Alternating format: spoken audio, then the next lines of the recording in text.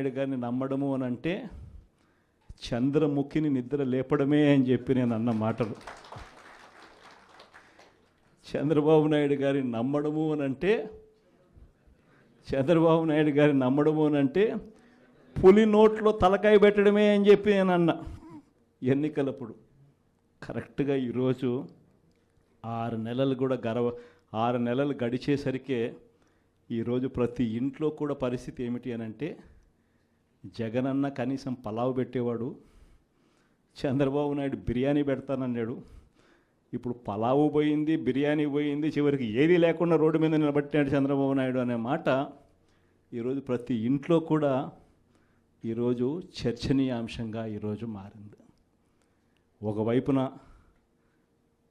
మనం ఇస్తా ఉన్న పథకాలన్నీ కూడా పూర్తిగా ఆపేశాడు, మరోవైపున ఆయన ఇస్తానన్న సూపర్ 6లు సూపర్ 7లు గాలికి ఎగిరిపోయినాయి.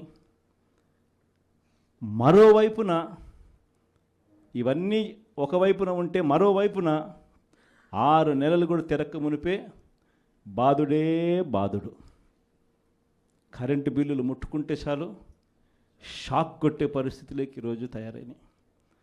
15,000 కోట్ల రూపాయలు 6 నెలలు తిరక్క తరికే 15,000 కోట్ల రూపాయలు ప్రజల నెత్తిన కరెంటు బిల్లులు షాకుల రూపంలో వేయగలిగిన పాలకుడు ఎవడైనా ఉన్నాడు అని అంటే అది నిజంగా ఒక చంద్రబాబు నాయుడు మాత్రమే ఇలాంటి దుర్మార్గాలు చేయగలుగుతాడు.